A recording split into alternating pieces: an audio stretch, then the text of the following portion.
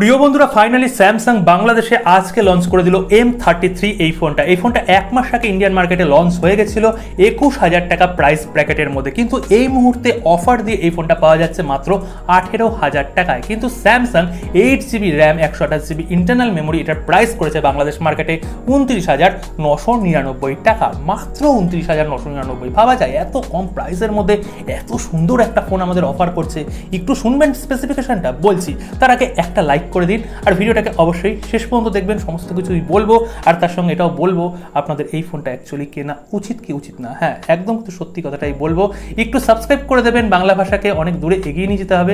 সঙ্গে নোটিফিকেশন বেলটাও একটু প্রেস করে অল করে দেবেন। তো বন্ধুরা, হ্যাঁ, মাত্র 30,000 টাকায় কিন্তু লঞ্চ করেছে 8GB RAM 128GB internal memory. আমরা যদি একটুখানি ডিসপ্লে সেকশনের কথা বলি, এখানে 6.6 ইঞ্চির FHD প্লাস ডিসপ্লে দিচ্ছে, ফুল এইচডি ডিসপ্লে দিচ্ছে, কিন্তু TFT প্যানেল দিচ্ছে। হ্যাঁ, কোনো সুপার অ্যামোলেড প্যানেল নয়, TFT LCD প্যানেল এখানে দিচ্ছে।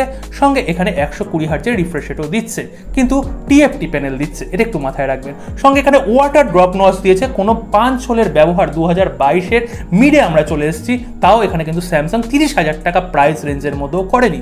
সেখানে অন্য 4-5টা কোম্পানি, রিয়েলমি, রেডমি কিন্তু পাঞ্চ হোলের ফোন এর থেকেও হাফ প্রাইসের মধ্যে তারা অফার করছে। যাই হোক না কেন, অনেক নিন্দা করে ফেললাম। চলুন একটু ক্যামেরা সেকশনের কথা বলি। এখানে 4টে কিন্তু তারা ক্যামেরা দিচ্ছে। মেন ক্যামেরা হচ্ছে 50 মেগাপিক্সেলের ক্যামেরা, তার পাশাপাশি থাকছে একটা আলট্রা ওয়াইড ক্যামেরা, মাত্র 5 মেগাপিক্সেলের ক্যামেরা। ঠিক আছে, 5 মেগাপিক্সেলের দারুণ স্যামসাং বলে কথা। এবং তার পাশাপাশি এখানে 2 মেগাপিক্সেলের ম্যাক্রো, 2 মেগাপিক্সেলের ডেপ, স্যামসাং বলে কথা। 2 মেগাপিক্সেল এখানে কিন্তু 8 মেগাপিক্সেলের মতন পারফরমেন্স দিয়ে দেবে। ফ্রন্টে আমরা সেলফি ক্যামেরা যেটা পাচ্ছি ওই ছোট নচের মধ্যে, ওখানে 8 মেগাপিক্সেলের একটা সেলফি কথা ক্যামেরা আমরা পাচ্ছি। যাই হোক না কেন, এখানে যদি ক্যামেরা সেটআপের কথা বলি, ব্যাক সেকশনে যে ক্যামেরাটা রয়েছে 50 মেগাপিক্সেল, সেটা দিয়ে কিন্তু অ্যাকচুয়ালি আপনারা কাজ করতে পারবেন। সেটা দিয়ে ম্যাক্সিমাম 4K-তে আপনার 30 FPS এ ভিডিও রেকর্ডিংও করতে পারবেন, কিন্তু 4K-তে স্টেবিলাইজেশন পাবেন না। এখানে ফুল এইচডিতে আপনারা স্টেবিলাইজেশনটা পাবেন, EIS এর সুবিধা পাবেন। কিন্তু 5 মেগাপিক্সেলের কথা ভুলে যান, ওটা দিয়ে কিন্তু আপনারা সেইভাবে ফটোগ্রাফি করতে পারবেন না। মানে তুলতে অবশ্যই পারবেন, আপনার মুখটা অবশ্যই আপনি বোঝাতে পারবেন যে তো আপনি বা ওটা গাছ আছে, যাই হোক না কেন, সেইভাবে ডেপথ আসবে না, যেটা কিনা 8 মেগাপিক্সেলে বাজেট রেঞ্জের মধ্যে আমরা ধরি যে 8 মেগাপিক্সেল মোটামুটি ঠিকঠাক আছে।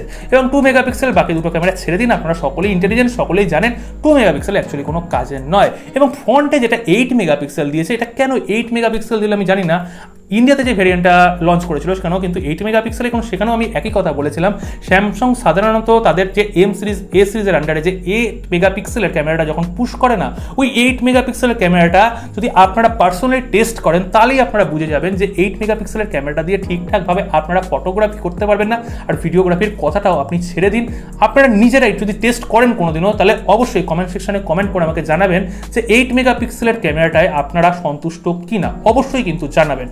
আমার মনে হয় না 8 মেগাপিক্সেলের ক্যামেরা এতটা ভালো আপনাদের পিকচার কোয়ালিটি দেবে। এখানে মিনিমাম 16 মেগাপিক্সেল দেওয়া উচিত ছিল। স্যামসাং একটা সময় 20 মেগাপিক্সেলের ফ্রন্টে ক্যামেরা পুশ করে যেত, কিন্তু 5G চক্করে পড়ে না তারা 8 মেগাপিক্সেলে এখন চলে গেছে। যাই হোক না কেন, এখানে আমরা প্রসেসর সেকশনে স্যামসাংয়ের নিজস্ব প্রসেসর পাচ্ছি, এক্সিনোসের পাচ্ছি 1280 প্রসেসরটা পাচ্ছি। এটা একটা 5nm বেস্ট। এইটাই কিন্তু এখানে স্যামসাং মার্কেটিং করেছে। বলি না যে কোম্পানি মার্কেটিং করে অনেকটা, হ্যাঁ, এখানে কিন্তু স্যামসাং ওই 5nm বেস্ট প্রসেসর দিচ্ছে, এটাই মার্কেটিং করেছে। কিন্তু অনেক ক্ষেত্রে এটা যে স্ন্যাপড্রাগনের 695 এর প্রসেসরটা আছে তাকে বিট করছে সিঙ্গেল কোরের দিকে। হ্যাঁ, এখানে 2.2 গিগাহার্টজে ক্লক করা রয়েছে, যেটা কিনা পারফরমেন্স কোর, কিন্তু স্ন্যাপড্রাগনের যেটা প্রসেসর রয়েছে সেটা কিন্তু 2.1 গিগাহার্টজে ক্লক করা রয়েছে। ওর জন্য সিঙ্গেল কোরের দিকে এখানে এক্সিনোসের প্রসেসর একটু স্লাইড এগিয়ে যাচ্ছে, কিন্তু মাল্টি কোরের পারফরমেন্সে কিন্তু আপনারা স্ন্যাপড্রাগনের 695টা আপনারা বেটার পারফরমেন্স পাবেন, এবং গেমিংয়ের দিক থেকেও স্ন্যাপড্রাগনের পারফরমেন্স কিন্তু বেটার থাকবে। ওভারঅল অপটিমাইজেশনও কিন্তু বেটার থাকবে স্ন্যাপড্রাগনের প্রসেসরে। ওর জন্য স্ন্যাপড্রাগন কিন্তু এক্সিনোসের থেকে অনেক স্টেপ এগিয়ে যায়। ইভেনলি মিডিয়াটেক এখন অনেকটাই স্ন্যাপড্রাগনকে ছুঁয়ে নিয়েছে, কিন্তু তবুও স্টিল নাও স্ন্যাপড্রাগন অনেকটা বেটার প্রসেসর, 695 অনেকটাই বেটার প্রসেসর এই এক্সিনোসের 1280-র তুলনায়, কিন্তু 5nm বেস্ট প্রসেসর। যাই হোক না কেন, এখানে আমরা ব্যাটারি সেকশনে 5000 mAh এর ব্যাটারি পাচ্ছি। এখানে ইনবক্স আমরা কোনো চার্জার পাচ্ছি না, কিন্তু এখানে 25 ওয়াটের চার্জার কিন্তু সাপোর্ট করে, ওটাকে আপনাকে আলাদাভাবে কিনে নিতে হবে। এখানে যে স্টোরেজ টাইপটা পাচ্ছি সেটা কিন্তু UFS পাচ্ছি না, eMMC স্টোরেজ পাচ্ছি 5.1। এখানে যেটা র্যাম টাইপ পাচ্ছি সেটা LPDDR4X। এখানে আপনারা বলেই দিয়েছেন যে 8, এখানে কিন্তু 8GB র্যামের এখানে প্রোভাইড করা হয়েছে। স্যামসাং একটা ভ্যারিয়েন্টই নিয়েছে এবং 128GB ইন্টারনাল মেমোরি আছে।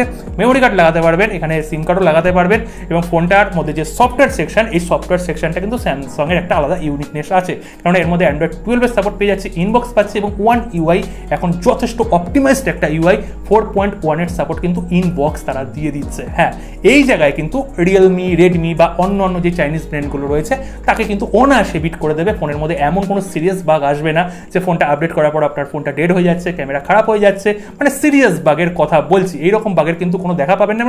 এবং ডে টু ডে আপনারা কিন্তু মোটামুটি ভালো মতনই আপডেট পেয়ে যাবেন, 3 বছর লাগাতার কিন্তু আপডেট পেয়ে যাবেন। সুতরাং সফটওয়্যার অপটিমাইজেশনের দিক থেকে কিন্তু স্যামসাং কোনোভাবে কার্পণ্য করে না। তো ওভারঅল এই রকম স্পেসিফিকেশন নিয়ে ফোনটাকে লঞ্চ করা হয়েছে। বাংলাদেশ মার্কেটে যে প্রাইসটা করা হয়েছে, মাত্র 30,000 টাকা যে প্রাইস রেঞ্জটা করা হয়েছে, এটাই কিন্তু আমার বিশাল বড় আপত্তি, কারণ 30,000 টাকার প্রাইস রেঞ্জটা এই মুহূর্তে জাস্টিফাইড নয়।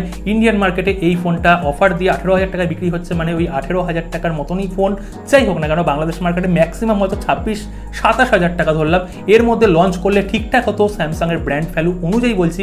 কিন্তু স্পেসিফিকেশন ওয়াইজ একদমই আমি ক্ষমা করবো না স্যামসাংয়ের M33-কে, কেননা স্পেসিফিকেশন ওয়াইজ যদি আমি এই ফোনটাকে স্ট্যান্ড করাই তাহলে ঘুরে ফিরে বাংলাদেশ মার্কেটে কিন্তু 24,000 টাকার কাছাকাছি আমরাই রেখে দেবো, কেননা এখানে ব্র্যান্ড ভ্যালুকেই আমি পয়সা দিচ্ছি, স্যামসাংকেই পয়সা দিচ্ছি, ওর জন্য আমি একটু বাড়িয়ে 27,000 টাকা বলেছিলাম, কিন্তু প্রাইসটা অনেকটাই বেশি হয়ে গেছে। আপনারা একটু অফারে দেখবেন, হয়তো 29,000 টাকায় ফোনটা পেয়ে যাবেন, এবং যদি ওয়েট করেন মোটামুটি 1 থেকে 1.5 মাস, এই ফোনটা কিন্তু মোটামুটি আরও 3 থেকে 4,000 টাকা কমে সেম ফোন আপনারা অফিসিয়ালি ফোন পেয়ে যাবেন। যদি আপনারা এই ফোনটা নিতে চান অবশ্যই কমেন্ট সেকশনে কমেন্ট করবেন, আপনাদের মতামত আমি শুনতে চাই। যারা স্যামসাং ফ্যান আছেন তারা তো অবশ্যই নেবেন, সফটওয়্যারের দিক থেকে অবভিয়াসলি নিতে পারেন, কিন্তু হার্ডওয়্যারের যেই ব্যাপারগুলো হাইলাইট করলাম সেই ব্যাপারগুলো একটু ভাবনা চিন্তা করে দেখবেন। পোকোর অপশান রয়েছে, অপরদিকে এখানে রেডমির অপশান রয়েছে, রিয়েলমির অপশান রয়েছে, 9 সিরিজের ফোন আছে, রেডমির 11 সিরিজের ফোন রয়েছে, পোকো X4, এই অফিসিয়ালি কিছু অফিসিয়ালি একটা দুটো ফোন আছে এবং আনঅফিসিয়ালি কিন্তু ম্যাক্সিমাম ফোন রয়েছে। তো আনঅফিসিয়ালির দিকেও যেতে পারেন, সেটা পুরোপুরি আপনাদের চয়েস। আমি ফোনটার মধ্যে কী কী পাচ্ছেন, ভালো জিনিস কী খারাপ জিনিস পাচ্ছেন, পুরো জিনিসটা কিন্তু হাইলাইট করলাম। আশা করি আপনাদের বোঝাতে পারলাম। ভিডিওটাকে অবশ্যই একটা লাইক করবেন, শেয়ার করবেন, সাবস্ক্রাইব করবেন। পরবর্তী ভিডিওর অপেক্ষায় থাকবেন। সকলে ভালো থাকবেন, সুখে থাকবেন।